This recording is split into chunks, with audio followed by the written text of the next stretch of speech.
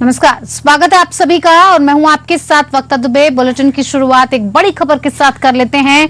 Mission Rajasthan पर प्रधानमंत्री मोदी, राजस्थान को पीएम मोदी की सौगात। राजस्थान को 7,000 करोड़ की सौगात दी गई है और चित्तौड़गढ़ में प्रधानमंत्री मोदी का भव्य रोड शो। गहलोत साहब मुख्यमंत्री कुर्सी बचाने में लगे थे, आधी कांग्रेस उनकी कुर्सी बचाने में लगी हुई थी। कांग्रेस ने राजस्थान को लूटने में कोई कमी नहीं की।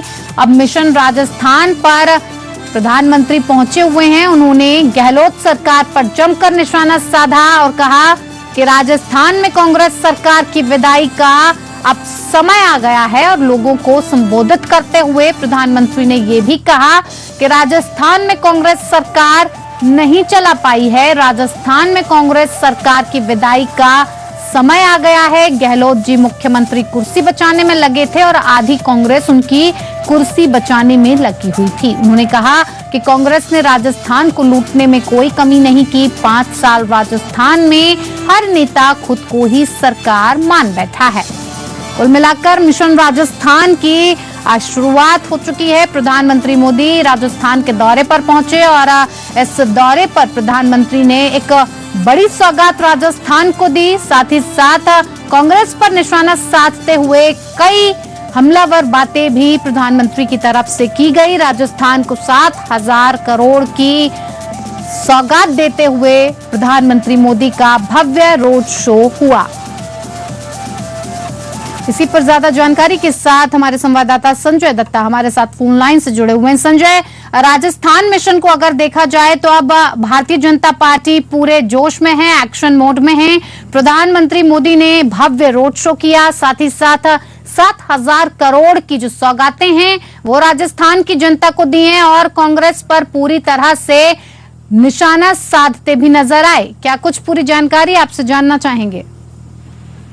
देखिए, कहा जाए तो आज के बाद जो भव्य रोड शो हुआ, कार्यक्रम हुआ, उसकी सफलता के बाद सफलता ही कह रही है क्योंकि लगातार भाजपा के नेता इस कार्यक्रम को सफल बनाने के लिए जुटे हुए थे और ऊपर से ये जो 7,000 करोड़ की जो सौगात है ये कांग्रेस के उन कार्यों का जवाब है जिसमें उन्होंने जनता के बीच में अपने विकास कार्य को लेकर जनता के बीच में जा रहे हैं, उसका एक जवाब था। और आज के बाद से जिस तरह से भाजपा में नई ऊर्जा का, जयपुर के बाद अब चित्तौड़ में जो सभा हुई और जिस तरह से कांग्रेस के ऊपर हमलावर हुए प्रधानमंत्री मोदी, उनका कहना यह था कि राजस्थान में कांग्रेस सरकार की विदाई का समय आ गया, तो कांग्रेस भाजपा के लिए कहे एक नई ऊर्जा का संचार हुआ है और अब से कुछ ही दिनों बाद टिकट जो फाइनल किए जाएंगे उनकी भी घोषणा हो जाएगी और पूरी तरह से भाजपा आश्वस्त हो चुकी है कि हम लोग राजस्थान में चुनाव जीतने की स्थिति में आएंगे और चुनाव जीतकर सरकार बनाएंगे। प्रधानमंत्री का ये दौरा कहीं न कहीं भाजपा के लिए अहम साबित हो रहा है। इस तरह से विधिवत रूप से अगर कहा जाए तो चुनाव की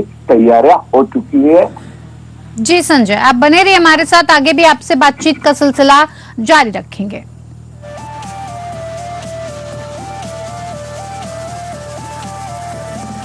तो राजस्थान को 7,000 करोड़ की सौगात प्रधानमंत्री की तरफ से दी गई है, साथ ही साथ एक भव्य रोड शो भी किया गया। कुल मिलाकर ये यात्रा और ये भव्य रोड शो, ये रैली काफी अहम मानी जा रही है। ये दौरा प्रधानमंत्री का काफी अहम माना जा रहा है क्योंकि खुद राजस्थान का विधानसभा चुनाव काफी नजदीक है। ऐसे में प्रधानमंत्री मोदी का वहां पहुंचना, वहां की जनता को इतनी बड़ी सौगात देना और भव्य रोड शो करना, ये साफ दिखा रहा है कि जनता से कांग्रेस की जो भी विफलताएं थी वो गिनाने का काम किया गया। चलो, इस वक्त की एक और बड़ी खबर आपको बता दें। राजस्थान विधानसभा चुनाव का रण तैयार। दिल्ली में हुई बीजेपी चुनाव समिति की बैठक। बीजेपी केंद्रीय चुनाव समिति ने लिया बड़ा फैसला। 54 उम्मीदवारों के नामों पर लगी मुहर। सांसदों को भी उम्मीदवार बनाया जा सकता है और 6 विधानसभा सीटों पर सांसदों को उतारा जा सकता है। प्रधानमंत्री नरेंद्र मोदी और बीजेपी अध्यक्ष जेपी नड्डा के नेतृत्व में बीजेपी केंद्रीय चुनाव समिति की बैठक हुई।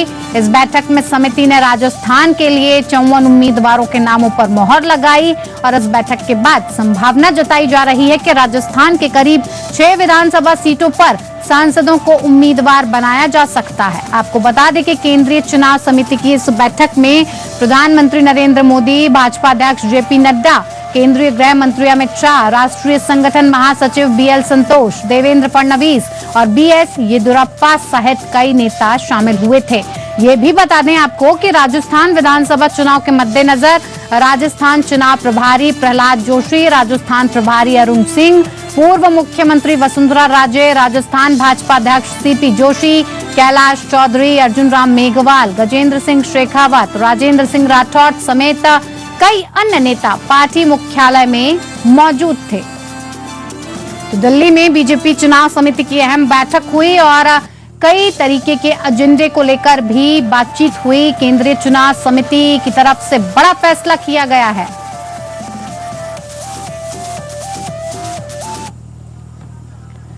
इसी पर और ज्यादा जानकारी के साथ हमारे संवाददाता संजय दत्ता हमारे साथ फोन लाइन पर जुड़े हुए हैं। संजय, देखिए, लगातार बात अगर राजस्थान विधानसभा चुनाव की जाए तो लगातार इसको लेकर भारतीय जनता पार्टी की तैयारी चल रही है और ऐसे में केंद्रीय चुनाव समिति की तरफ से बीजेपी ने जो इतनी बड़ी बैठक ली है उसके क्या कुछ मायने हो सकते हैं, क्या कुछ एजेंडा हो सकता है, क्योंकि कई बड़े बड़े दिग्गज भारतीय जनता पार्टी के इस मीटिंग में शामिल हुए।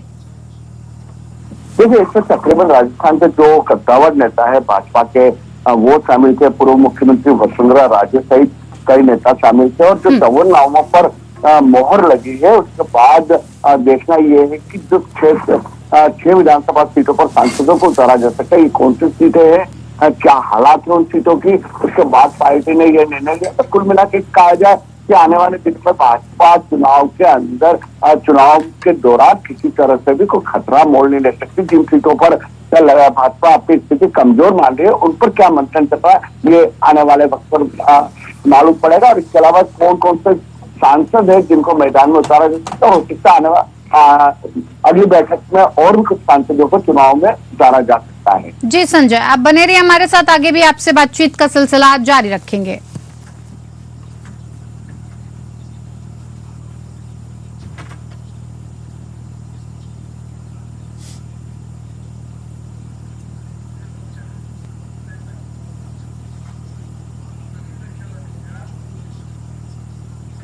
चलो एक और बड़ी खबर आपको बता दें, गहलोत कैबिनेट की हुई मीटिंग में लिए गए कई अहम फैसले। संविदा कर्मियों को मिलेगा पूरा वेतन, दरियावत की पीड़िता को मिलेगी सरकारी नौकरी, SC/ST के अभ्यर्थियों के लिए 5% की छूट। सीएम अशोक गहलोत ने आचार संहिता लगने से पहले रविवार को कैबिनेट की बैठक बुलाई और कैबिनेट की बैठक में कई अहम फैसले लिए गए। करीब 2.5 घंटे तक चली मीटिंग के बाद मंत्री प्रताप सिंह खाचरियावास और ममता भूपेश ने बैठक के लिए किए गए फैसलों की जानकारी बताई।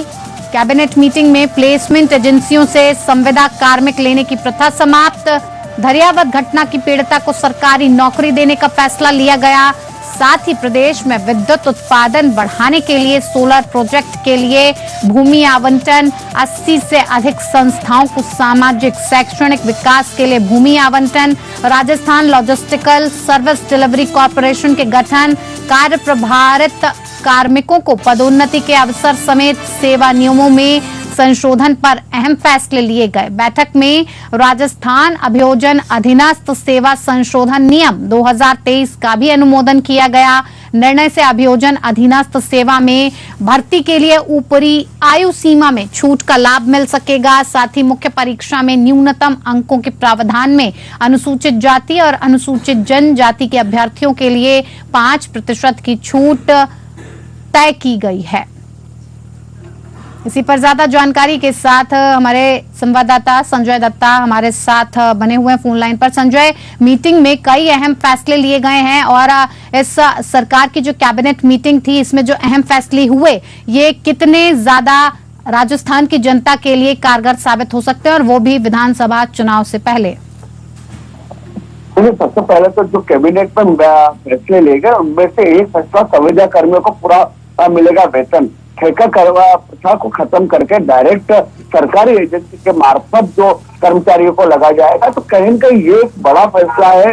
और आपको बता दूं पिछले 24 दिनों से खास करके अस्पतालों में जो ठेका कर्मी लगे हुए थे उन्होंने 24 दिनों से हड़ताल कर रखी थी, इससे की सफाई व्यवस्था पूरी तरह से बिगड़ चुकी थी। उन लोगों के लिए चुनाव से ठीक पहले ये घोषणा और इसके अलावा SC/ST के अभ्यर्थी को नौकरी में 5% की छूट, ये एक बड़ा फैसला है। और इसके अलावा जो दरियावाद की घटना हुई थी उसकी पीड़िता को सरकारी नौकरी देने का जो फैसला किया, वो भी एक काफी बड़ा फैसला माना जा सकता है। और साथ में प्रदेश में विद्युत उत्पादन बढ़ाने के लिए सोलर प्रोजेक्ट के लिए भूमि आवंटन, 80 से अधिक संस्था को सामाजिक शैक्षणिक विकास के लिए भूमि आवंटन। तो ये सब जो ठीक चुनाव के पहले ये शायद कैबिनेट की अंतिम बैठक हो, उसमें निर्णय लिए गए। ये दूरगामी परिणाम होंगे इनके, और हो सकता है कि गहलोत सरकार ने चुनाव को ध्यान में रखते कुछ लोगों को ये जो योजना लागू की है या जिस तरह से घोषणा है वो चुनाव परिणाम को प्रभावित कर सकते हैं। जी संजय, आप बने रहिए हमारे साथ, आगे भी आपसे बातचीत का सिलसिला जारी रखेंगे। जयपुर में आमेर युवा संगम कार्यक्रम बिरला ऑडिटोरियम में आयोजित किया गया और जिसमें विशाल संख्या में आमेर विधानसभा क्षेत्र के युवा शामिल हुए। राजस्थान विधानसभा उपनेता प्रतिपक्ष एवं भाजपा पूर्व प्रदेशाध्यक्ष डॉक्टर सतीश पुनिया ने संबोधित करते हुए कहा कि आमेर से मेरे संस्कार जुड़े हुए हैं।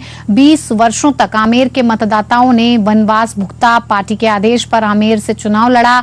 माताओं और बहनों पर युवाओं ने मिलकर आमेर में 2018 में शान और स्वाभिमान का कमल खिलाया। फिर दुनिया की सबसे बड़ी पार्टी भाजपा ने मुझे राजस्थान जैसे बड़े प्रदेश का अध्यक्ष बनाकर पूरे राजस्थान के किसानों और नौजवानों का मान बढ़ाया। बतौर भाजपा प्रदेशाध्यक्ष 3.5 साल में कार्यकर्ताओं ने पूरे राजस्थान में पार्टी को बूथ और पन्ना तक मजबूत किया, जिसमें पहली बार फोटो युक्त बूथ समितियों का 50,000 से अधिक बूथों पर गठन किया गया। कोरोना काल में सेवा ही संगठन अभियान पार्टी ने चलाया, जिसमें करोड़ों जरूरतमंदों को भोजन, राशन, पानी और दवाइयां इत्यादि को लेकर मदद पहुंचाई गई। जनहित के तमाम मुद्दों पर पार्टी ने प्रदेश भर में मजबूती से आंदोलन किए। 2023 में आमेर से लेकर पूरे राजस्थान में कमल खिलाएंगे और प्रचंड बहुमत की भाजपा की सरकार बनाएंगे, जिसमें केंद्र की मोदी सरकार के नेतृत्व में राजस्थान के विकास का नया रास्ता खुलेगा। इसी पर ज्यादा जानकारी के साथ हमारे संवाददाता संजय दत्ता फोन लाइन पर लगातार हमारे साथ बने हुए हैं। संजय, जिस तरह से राजस्थान के विकास कार्यों को लेकर नया रास्ता खुलेगा और कई बातें जो आमेर युवा संगम कार्यक्रम के आयोजन के तहत की गई है भारतीय जनता पार्टी की तरफ से, क्या ऐसा माना जाए कि एक जोरदार और एक मजबूत कोशिश भारतीय जनता पार्टी की तरफ से राजस्थान में सरकार बनाने की जा रही है? देखिए, इसमें कोई शक नहीं कि भाजपा जोरदार और मजबूत कोशिश कर रही है, आम लोगों तक अपना संदेश पहुंचा रही है।